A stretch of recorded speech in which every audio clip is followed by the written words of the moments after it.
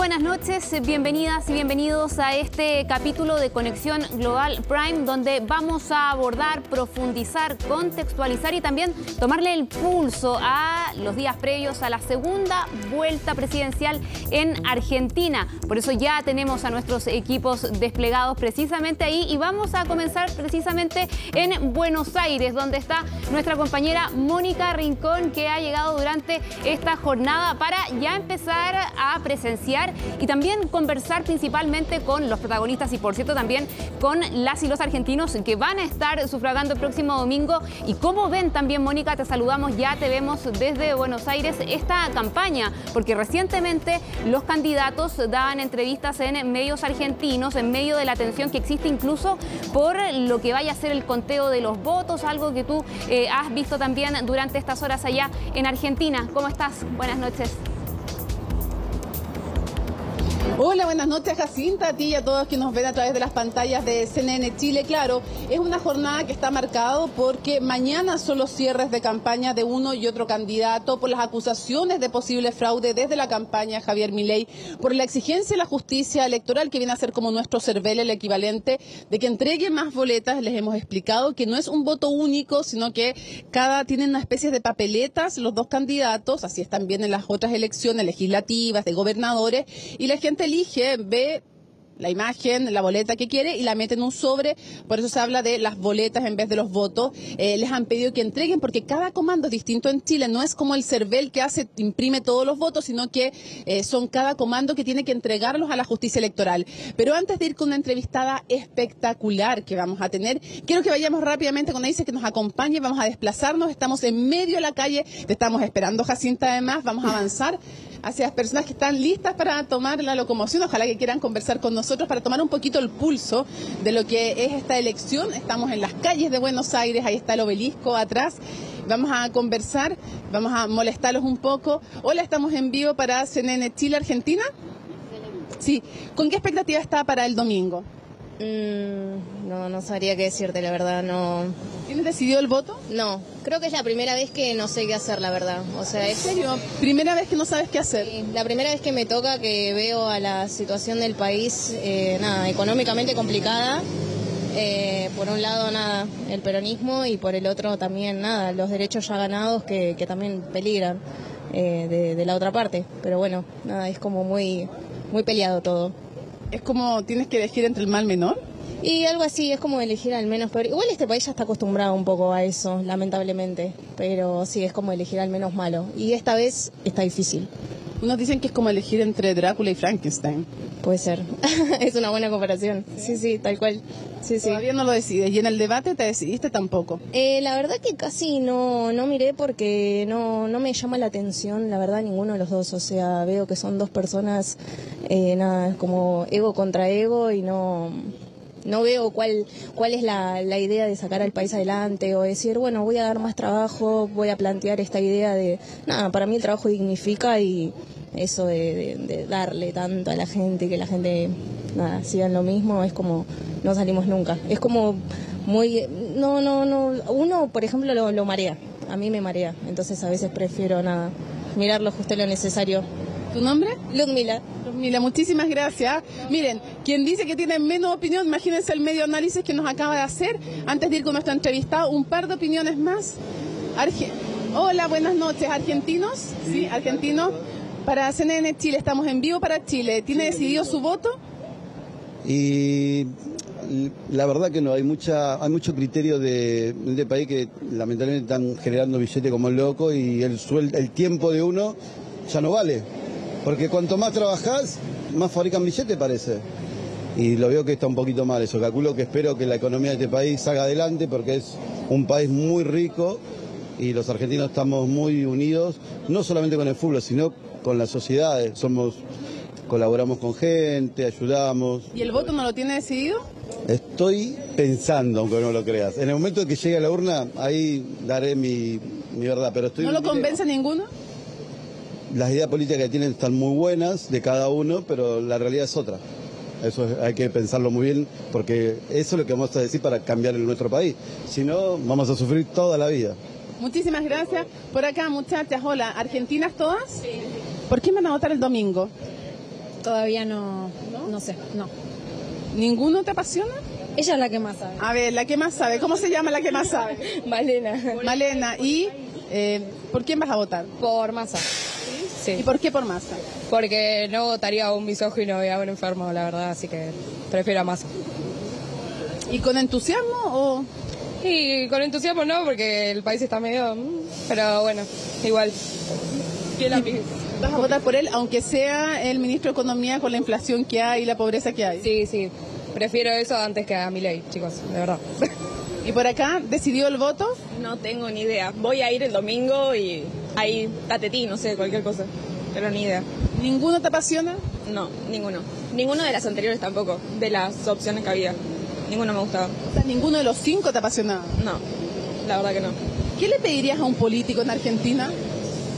Que no mienta, que no robe, que haga las cosas bien por su gente, por su país, y que piense un poco en el pueblo. Eso. La realidad es que hoy en día la Argentina está pasando por una situación económica complicada y esto viene hace años y es por culpa de quienes agarran el mandato y hacen lo que quieren y se burlan de la gente. Entonces, eso, le pediría que con conciencia hagan de su gestión lo mejor posible. ¿Y tú qué le pedirías a los políticos? Pasa que con los políticos de hoy en día no podés pedir mucho. En vez de estar dando opciones para la gente o explicando qué es lo que quieren hacer, se pelean más entre ellos que buscar la manera de arreglar la situación. O sea, no puedes pedirle mucho a un político argentino hoy en día. La verdad que... Qué triste, porque es como perder la fe en la democracia al final. Y mucha democracia hoy en día.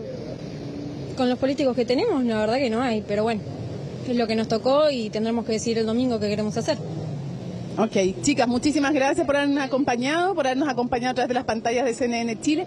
Vamos de inmediato entonces a seguir caminando por acá y nos está esperando una tremenda invitada. Quiero contarles mientras nos acercamos y Eiser nos ayuda a llegar hasta el punto donde está Camila Perochena. ¿Quién es ella? Es una historiadora jovencísima, es, yo diría, de las más respetadas en Argentina. Está en un programa que a mí me gusta muchísimo ver, que se llama Odisea. Y Camila, yo venía contando, Camila Perochena, muchísimas gracias por acompañarnos. Por favor, un placer estar acá. Bueno, yo cuento, y aunque te dé un poco de vergüenza o plancha, diríamos en chileno, ¿ya? Yo he dicho que tú eres una historiadora joven, brillante, con los enfoques más novedosos que me ha tocado escuchar y que hace que uno se apasione con la historia argentina. Bueno, así gracias. que, no, súper merecido. Y quisiera preguntarte... ¿qué tan única es esta elección? A ver, esta elección es, yo diría, un punto de inflexión en nuestra historia. Y es un punto de inflexión porque vamos dos vueltas electorales y en cada una aparece una novedad nueva. En los pasos, en las internas, gana Javier Milei, un candidato libertario, nunca un candidato libertario, liberal, sobre todo en lo económico, no tanto en lo político, que es más bien conservador, no podría decir, pero liberal en lo económico, había salido primer candidato, el candidato más votado en una elección en un país que tiene una fuerte tradición bipartidista. Entonces, de repente aparece una tercera fuerza liberal que sale primero en la elección que tuvimos interna. Después, la otra cosa inédita que tuvo esta elección es que en lo que sería la primera vuelta electoral, gana, o sea, Milei se plancha en los votos y gana, sale primero el candidato que hoy es el ministro de Economía, pero en una economía que está fragilísima, en una economía que está en crisis, en una economía donde tenemos muy arriba del 100% de inflación ya para esta altura, y que sin embargo, ese candidato que había salido tercero en la vuelta anterior, ahora pasó a un primer puesto con un 37% de los votos. Entonces ahí ya tenés dos sorpresas que hacen que esta elección sea inexplicable, o sea, difícil de explicar, y que nos dan la pauta de que puede cambiar, y eso puede ser un punto de inflexión, el sistema de partidos argentino, el sistema político argentino. Entonces, ya te voy a preguntar de aquellos cambios, pero antes, recorriendo la historia argentina, tú has acuñado un concepto de que esta elección es como aluvional. Sí. ¿Hay algún momento de la historia argentina a la que se pueda comparar que estamos viviendo? sí, algunos dicen, bueno, esto puede ser parecido a cuando aparece Perón cuando gana Perón las elecciones en 1946. Perón era, en ese momento, pertenecía al régimen militar y había sido secretario de Trabajo y Previsión, ¿no? Y Perón, bueno, cae preso, no importa, pero hay una gran movilización el 17 de octubre de los trabajadores, de todos los trabajadores que piden la liberación de Perón, que es como algo aluvional. Era algo que no se esperaba. Miles y miles de trabajadores salen a la calle a pedir la liberación de Perón y esos miles de trabajadores después votan a Perón. Eso era algo bastante inesperado. Aparece de golpe un personaje nuevo que ve un vacío en la representación, que logra representarlo y que se instala y crea una nueva identidad política que es el peronismo que sobrevive hasta hoy. Algunos dicen, bueno, en la elección de Milei, en ese 30% que saca Milei hace 2 meses, en agosto, había algo de aluvional, algo de inesperado. Las encuestas daban, bueno, podía ser un 17, un 20%. Ahora, sacar un 30% en un país donde el liberalismo estuvo bastante eclipsado a lo largo del siglo XX, bueno, era toda una novedad y era algo aluvional. Ahora, lo que Perón representaba en el 45, que era a los trabajadores, es algo mucho más estructural que lo que hoy representa Milei, que es más un voto bronca. Entonces, hay una similitud en lo aluvional, pero hay una diferencia grande. ¿En qué están representando? ¿Cuánto se puede construir una identidad política con algo volátil como es el voto bronca? Bueno, eso es más difícil. Ven que es entretenido escuchar a Camila porque en verdad te hace vibrar con la historia argentina y quiero llevarte a proyectar esa historia. ¿Cómo podría cambiar la historia argentina esta elección si gana Massa y si gana Milei? Yo creo que, en principio, gane quien gane, el peronismo tal como viene, como lo conocemos en las últimas 2 décadas, que es principalmente un peronismo de tipo kirchnerista, va a renovarse o tiene que pensar en una renovación. Incluso gente muy cercana a Cristina, como Axel Kicillof, gobernador de la provincia de Buenos Aires, dijo: los peronistas tenemos que empezar a cantar nuevas canciones, ¿no? Que está queriendo decir, bueno, hay que cambiar un poco el discurso, porque esa identidad bien estadocéntrica, mercado internista, evidentemente no está pregnando. Entonces, el peronismo, que ha sido muy plástico a lo largo de la historia y se ha renovado en distintos momentos, con Menem, por ejemplo, el propio Perón se ha renovado, bueno, seguramente estemos frente a una posible renovación del peronismo, una renovación que va a ser de una manera, si gana Massa, seguramente en ese caso Massa se convertiría en el líder del peronismo y esa renovación tendría la marca de su identidad, ¿no? Y hay que ver qué pasa si pierde el peronismo, que seguramente tendría que renovarse, pero donde ahí va a haber una crisis de liderazgo, que es una crisis de liderazgo que está viviendo el peronismo hace mucho tiempo. Ahora, si gana Milei, también hay una reconfiguración. ¿Por qué? Bueno, porque la aparición de Milei como una fuerza mayoritaria e importante hizo que lo que era hasta entonces la oposición, Juntos por el Cambio, tuviera que readaptarse. Está medio quebrado, de hecho, Juntos por el Cambio. Del quiebre. Entonces tenés a un sector que se va con Milei y a un sector que es el radicalismo y una parte del PRO que no quiere hacer una alianza con Milei. Entonces eso va a significar, uno podría llegar a pensar que puede haber un sistema de partidos más fragmentado en la Argentina, un país... Es algo que hemos visto en América Latina, además. Muy común en América Latina. Argentina tenía una tradición bastante bipartidista, o por lo menos en los últimos años bicoalicional, 2 coaliciones, una peronista y una no peronista. Podría tener 3, ¿no? Podría estar más fragmentado. Entonces eso puede ser un cambio muy importante. Ni hablar de la economía, ¿no? Digo, el plano económico es un poco más... es de mucha mayor incertidumbre actualmente. Sí. Quisiera preguntarte, Camila, explícale a los chilenos qué es la famosa grieta cuando y dice Massa, por sí o por no, hemos estado todo el día, porque en el debate, para quienes no lo vieron, Massa le preguntaba a Milei, por sí o por no, Milei, ¿vas a hacer esto o no vas a hacer esto? Entonces el por sí o por no está muy de moda aquí en Argentina, ¿sí? El por sí o por no todo el rato.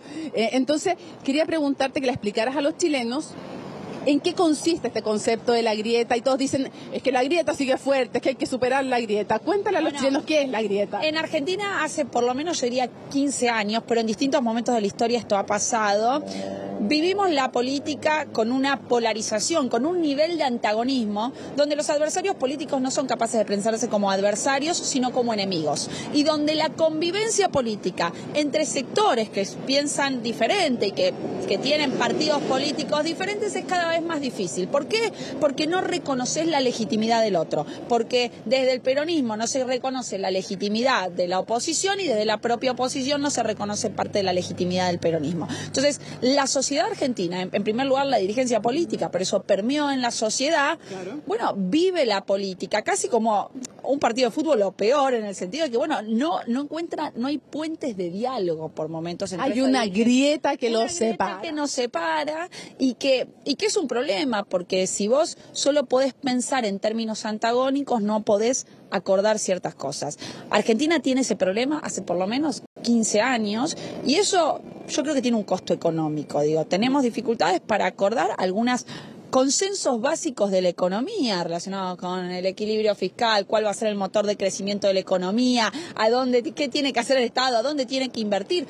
No hay un diagnóstico común y no hay posibilidad de diálogo y muy poca negociación, ¿no? Entonces, eso yo creo que es lo que define la grieta, que hemos tenido grietas en el siglo XX, la grieta entre peronismo y antiperonismo, radicales, antirradicales, unitarios y federales en el siglo XIX, pero bueno, cada una de estas grietas tiene una fisonomía particular, ¿no? Porque ya se nos va acabando el tiempo, ustedes desde el estudio me van contando vía WhatsApp o por la interna hasta cuándo tenemos, porque yo si no me quedo aquí hasta la 1 de la mañana conversando con Camila, se los advierto, así que ustedes nos avisan.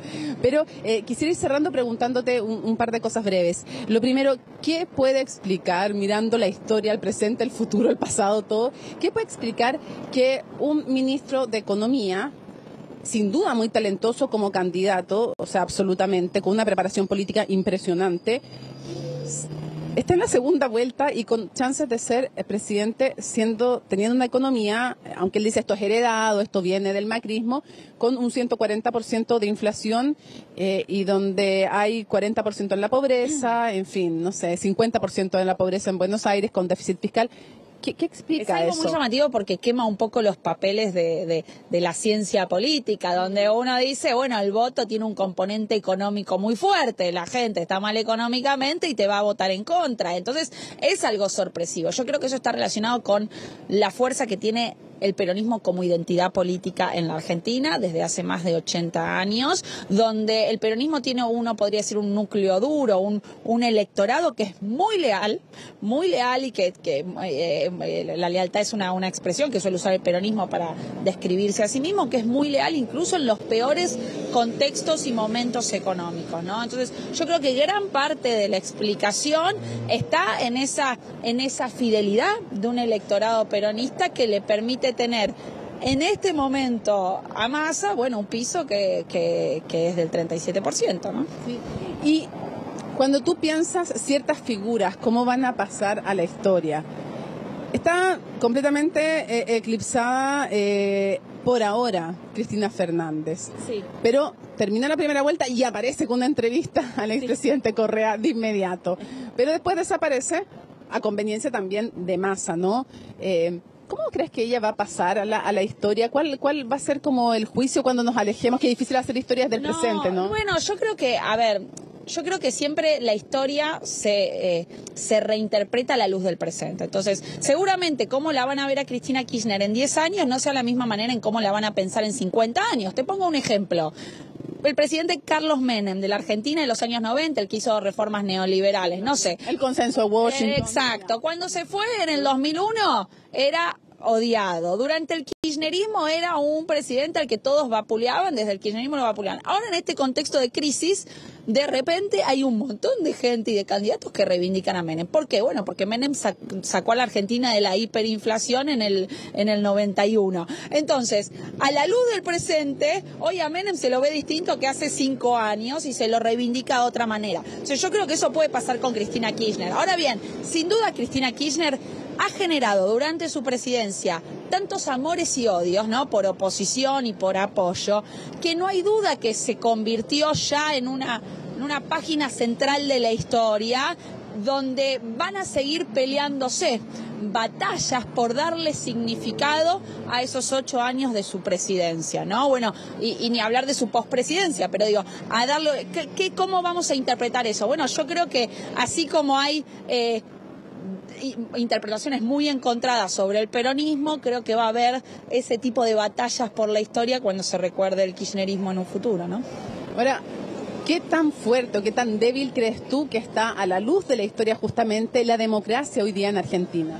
Bueno, eso es un tema, porque La Argentina sale de la transición a la democracia en 1983, se cumplen 40 años con un consenso muy fuerte, ¿no? Un consenso muy fuerte que es dictadura nunca más, democracia, justicia, llevar a juicio a los militares que violaron a los derechos humanos, y eso le podríamos llamar el consenso del nunca más, el consenso alfonsinista, el consenso democrático. De izquierda a derecha, era transversal antes. Era muy transversal, digo, ahí hubo fue el alfonsinismo y el radicalismo el que impulsa los juicios a los militares, esa transición. Déjame recomendar una cosa, la película 1985, para quien no la haya visto, absolutamente una buena recomendación. Pero el peronismo apoya esos juicios y la sociedad civil apoya eso. Entonces hubo ahí algo transversal y de definir a la dictadura como terrorismo de Estado. Lo que pasó en esos años fue terrorismo de Estado. Algunos dirigentes ahora empiezan a cuestionar eso. Por ejemplo, Milei y su vicepresidenta, especialmente Villarroel, dicen no fue terrorismo de Estado, fue una guerra y los militares cometieron excesos. Eso, digo, es romper un consenso que tenía el radicalismo, el peronismo, distintos sectores. Cuestiona las cifras también de detenidos, de torturados. Y ahí a mí me parece que digo, hay todo un discurso que es bastante antidemocrático. Incluso Milei dice, si vos le preguntás a Milei, y lo dijo en varios discursos, ¿cuándo se jodió la Argentina? ¿Cuándo empezó la decadencia de la Argentina? Él dice 1916. ¿Qué pasó en 1916 en Argentina? Bueno, es cuando Argentina entra en la democracia de masas, cuando empieza el sufragio universal secreto y obligatorio. Entonces, decir que Argentina se jodió cuando entra en su era de democracia de masas es tener una postura frente a la democracia. Entonces, yo creo que hay discursos que están cuestionando la democracia y que tienen cierta pregnancia en la sociedad, que espero que yo creo que la democracia argentina tiene anticuerpos muy fuertes, ¿no? Que puede aguantar esos discursos, pero ya que estén, bueno, dice algo de la situación actual, ¿no? Y lo otro que pareciera decir algo también es cómo los políticos, que no son los de Milei, no me estoy refiriendo al peronismo, me estoy refiriendo también a Juntos por el Cambio, ¿qué ha pasado ahí que de alguna manera han ido deslegitimando la democracia en su efectividad y una democracia que termina sin hacerle sentido a los ciudadanos que prefieren a veces opciones por fuera de la democracia y que, no se ve solamente en América Latina, pero hay también una responsabilidad ahí. No, yo creo que Argentina tiene claramente un problema de capacidades estatales, ¿no? Tenemos un problema que es que el Estado no puede aplicar las políticas públicas que debería o que promete. Ese cuestionamiento a las capacidades del Estado y esa deficiencia del Estado se va mutando y se va convirtiendo en un cuestionamiento al régimen democrático. Entonces, yo creo que eso es un problema, porque al tener un Estado que está débil, un Estado que no logra responder a las necesidades básicas de la gente, de salud, vivienda, educación, alimentación, tenemos índices de pobreza altísimos, eso lleva a que necesariamente se termine cuestionando la democracia como régimen. Las promesas que esa democracia había ofrecido hace 40 años no se terminan de cumplir y eso genera ciertos cuestionamientos. Igual también hay que mirar que los cuestionamientos a la democracia liberal no son solo de Argentina, sino que en el mundo, ¿no? Hay como toda una ola de cuestionamientos a la democracia liberal de la cual lamentablemente no nos salvamos. Para cerrar, ¿cuáles son los signos de los tiempos que vemos en esta elección y que pueden ser comunes no solo a Argentina, sino a otros países de América Latina y cuáles son propios de esta sociedad? Bueno, yo creo que hay algo común internacional que está relacionado con esto de la democracia liberal y con la emergencia de personajes outsiders, anticastas, con un discurso populista en algún punto, pero con una particularidad, pienso en el caso de Milei, es un populismo muy liberal libertario, es decir, es un populismo que no tiene un discurso proteccionista, ¿no? A lo Bolsonaro, a lo otro, es un populismo que busca abrirse. Entonces, hay algo, una quinta vía, hay algo como de los tiempos por el discurso anticasta, por el estilo populista, pero con una lógica más liberal libertaria. Entonces, eso lo hace como algo particular, ¿no? Camila, muchísimas gracias por habernos acompañado desde Buenos Aires. Estamos en vivo y en directo. Son las 11:46, así que gracias por acompañarnos. Un placer para mí. Un saludo a todo Chile. Ahí está, pues Jacinta, las habíamos prometido una tremenda historiadora, una tremenda analista, un ojo muy agudo para la realidad, lo vemos en Camila y además impresionante, siempre lo decimos, no nos cansamos de decirlo, cómo el ciudadano, la ciudadana argentina tienen punto de vista, tienen opinión, incluso el que dice, no, yo no sé nada de política, habla 2 minutos y la verdad es que el análisis que te hace es impresionante. Sí, y sobre eso, Mónica, también te quería consultar porque las conversaciones, digamos, las impresiones que recababas al inicio de este contacto dan cuenta también de una indecisión todavía cuando quedan pocos días de una parte importante de los votantes. Se habla que los debates suelen ser instancias como para poder definir o movilizar el voto, sobre todo frente a los indecisos. No sé cuál ha sido la reacción en Argentina al último debate que tuvieron Massa y Milei, considerando precisamente ese sector, porque puede hablar esto quizás de alguna participación que vaya a ser más baja que en otros años, o incluso no lo sabemos, pero cómo se ha recibido el debate, por ejemplo, sobre todo teniendo en cuenta estas conversaciones que tú tenías. Hay un número importante de argentinos que probablemente no tengan aún decidido el voto. Qué buena la pregunta, Jacinta.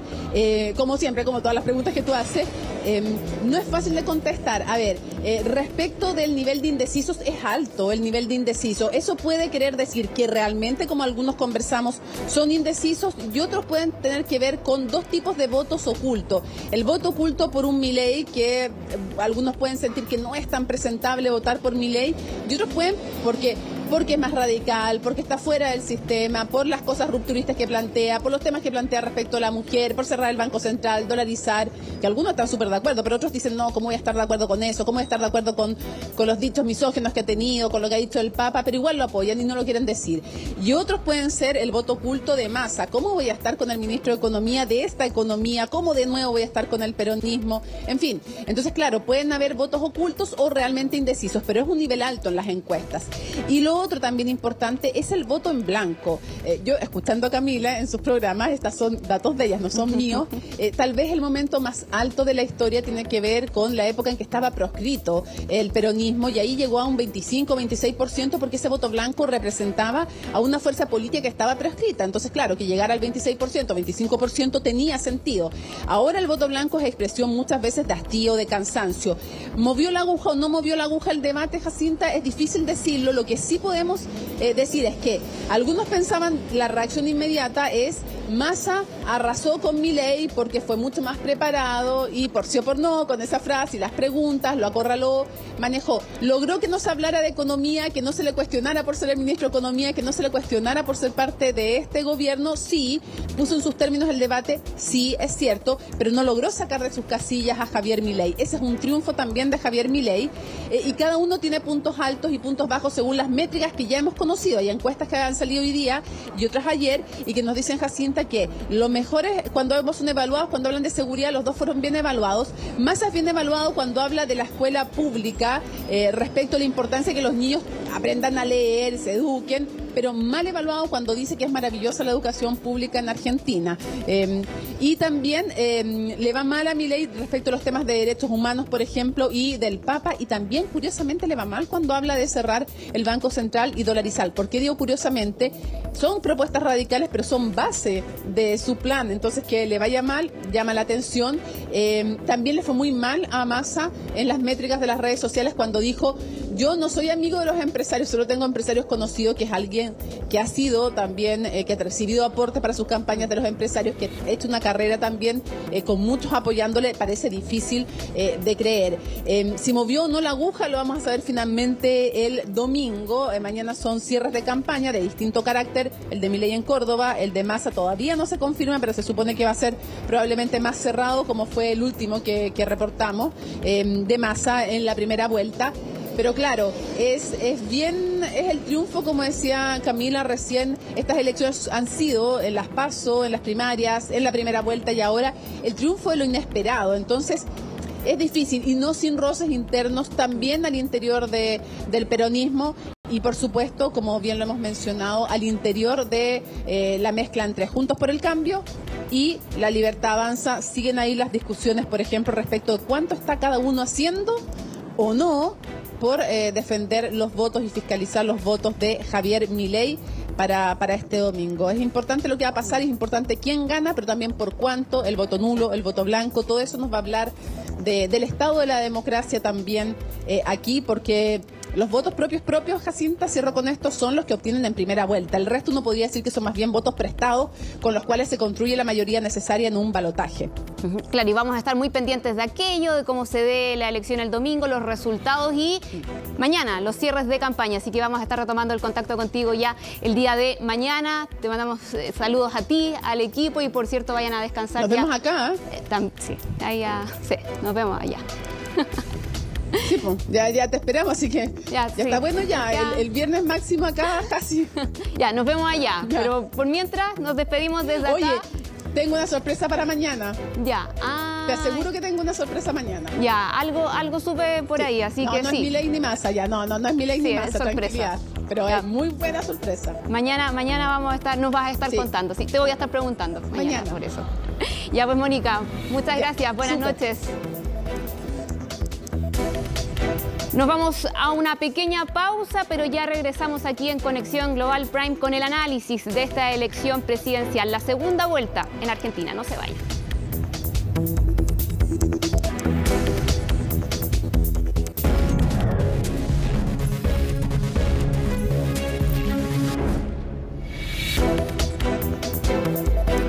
Volvemos aquí a Conexión Global Prime en este programa que hemos dedicado a analizar lo que se va a vivir el domingo en Argentina, esta elección presidencial, el balotaje que va a definir quién va a ser el mandatario de ese país por los próximos 4 años. Y tenemos acá un entrevistado en estudio para precisamente poder profundizar en aquello. Marcelo Díaz, ex embajador de Chile en Argentina, estuvo ahí. Muchas gracias por estar acá con nosotros. Muchas gracias, Josefina.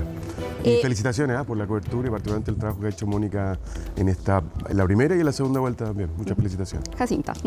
No, digo a Mónica desde allá. Jacinta sí. Mónica allá. Sí. Es que la vi también en la primera vuelta. Sí. Ha estado Mónica también ahí actualizando la información en esta segunda vuelta y también en la primera.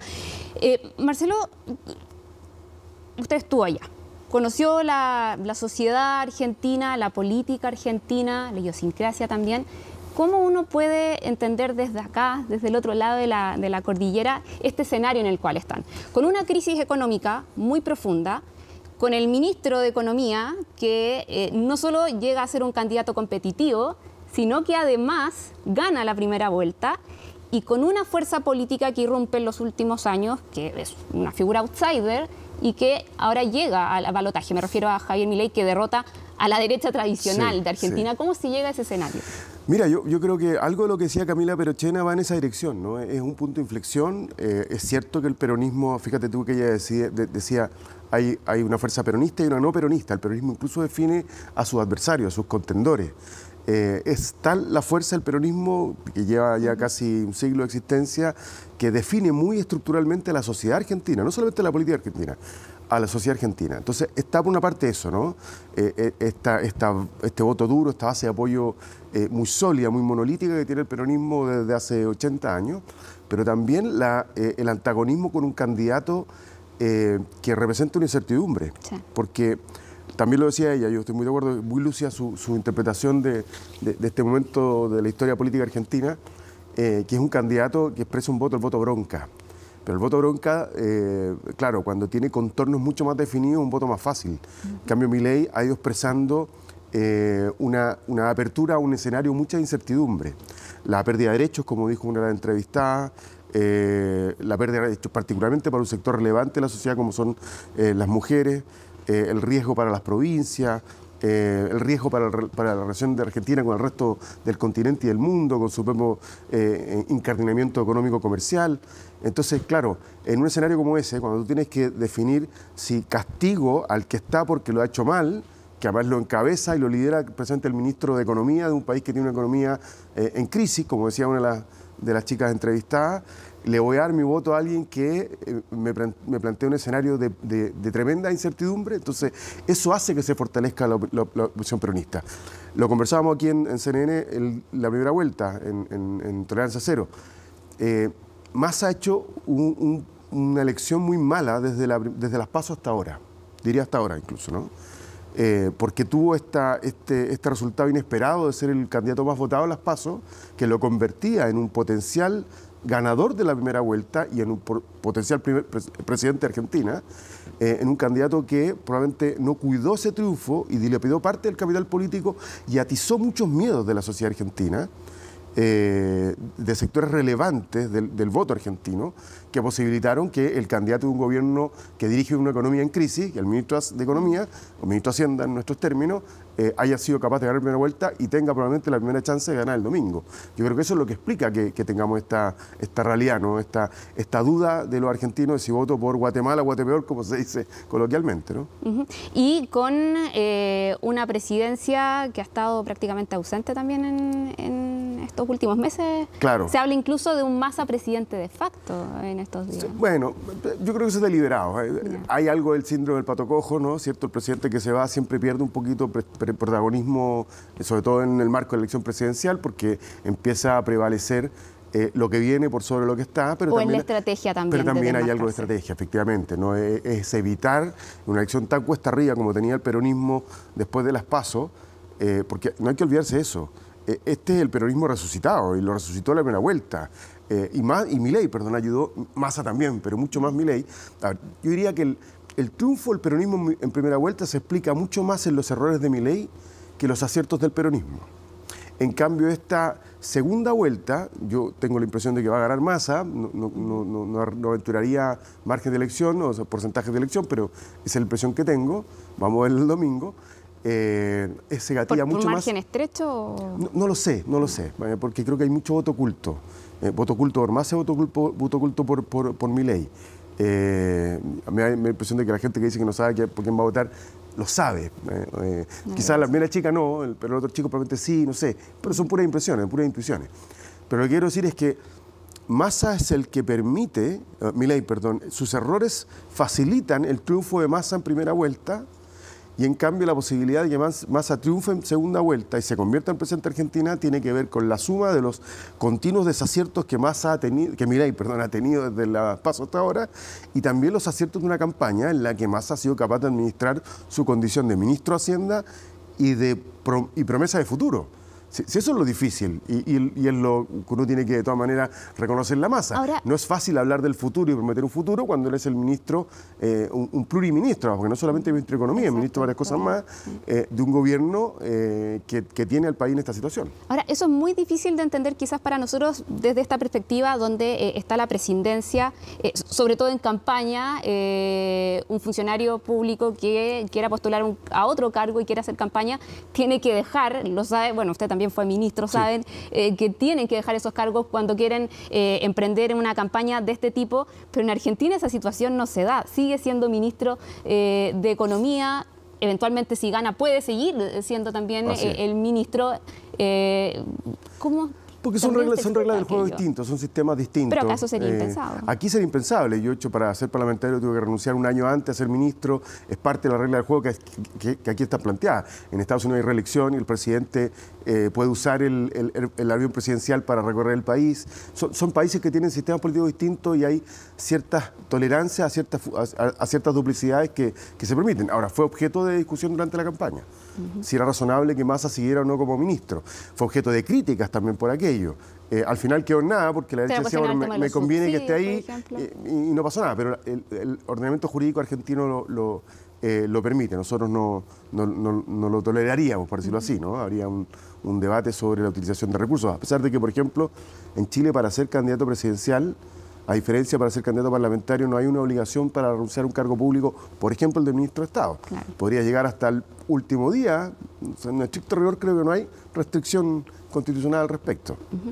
Una de las interrogantes que se abre, ya mirándolo también desde nuestra perspectiva, es qué ocurriría con las relaciones entre ambos países, relaciones que siempre han sido históricamente muy cercanas, no solamente por la geografía, sino también por cómo se han dado. Y están esas dudas especialmente si es que ganase eventualmente Javier Milei, porque él lo ha dicho, digamos, ha criticado al presidente Gabriel Boric, ha dicho que no quiere tener relaciones, estoy apuntando acá en los casos, por ejemplo, de Brasil, en la región, con países comunistas, ha criticado a Brasil también, entonces se abre esa duda dentro de un historial de relaciones que se han llevado de Estado, más que por el color político. ¿Cómo lo ve usted en el caso de un eventual complejo, triunfo de complejo. No hay que olvidarse, por ejemplo, que Bolsonaro, que es más o menos de la misma matriz que Milei, de hecho hay apoyo recíproco, no le dio a este gobierno, al gobierno del presidente Boric, el agreement, el beneplácito para la designación de Sebastián de Polo como embajador en Brasilia, y tuvo eso ahí, no sé, 5 o 6 meses hasta que perdió Bolsonaro, ganó Lula, que pudo asumir el embajador de Polo en Brasil. Son dinámicas de relaciones exteriores de las que tratamos de no acostumbrarnos, porque sobresaltan esta idea de que las relaciones del Estado tienen que sobreponerse a las contingencias políticas. Con Argentina nosotros vivimos una transición. Siempre cuento esto, yo estuve embajador allá antes de ser ministro, gobernando Cristina Fernández. Pero cuando estábamos acá, yo ya era ministro, vino antes de asumir el presidente electo Mauricio Macri, que es de una coalición distinta, y no hubo sobresalto en el diálogo binacional y en los asuntos que nos vinculan con Argentina. Uno esperaría que aquello ocurra. Evidentemente, yo creo que eso es más razonable que sea así con Massa. Lo que no significa que no haya dificultades, que no haya ruido. Han habido algunos problemas, algunos ruidos en la relación por declaraciones que ha hecho el presidente Fernández a propósito del Poder Judicial chileno y otras cosas así, que pueden ocurrir. Pero la base del entendimiento binacional no se sostiene en 2 presidentes, sino que se sostiene en la trama de intereses compartidos y de acuerdo y de densidad de acuerdo que se van construyendo de manera estructural. Yo espero que eso sea más fuerte que cualquier liderazgo que pueda haber en Argentina. O sea, esperaría que se mantuviese independiente de quien gane. Pero evidentemente, así como Milei representa muchas incertidumbres para Argentina, por su propuesta de dolarización, por la supresión del Banco Central, por su idea de suprimir muchos ministerios, de privatizarlo todo, de poner fin al Mercosur, con quien Chile tiene acuerdos, por ejemplo, importantes. No hay que olvidarse eso. Chile no es parte del Mercosur, pero tiene acuerdos muy relevantes que aseguran mercados para productos relevantes de nuestra economía a esos países. Entonces, una eventual crisis del Mercosur nos impacta a nosotros. Entonces, claro, Milei abre más interrogantes de las que abriría Massa, que es más normalidad. Y lo hemos visto en Argentina, ¿no? Todas estas suertes de retrocesos en las posiciones de Milei, que ha hecho lo que dije antes, no digo ahora, y los famosos por sí, por no de Massa en el debate tienen que ver con eso, ¿no? Con cuánta certeza hay respecto de lo que Massa haría en política interna y también en política externa. Para nosotros, Argentina, más allá de las diferencias económicas, de modelo económico, de sistema de desarrollo, es un país clave, es la segunda frontera más grande del mundo, y por tanto lo que ocurre en Argentina siempre tiene un impacto en Chile.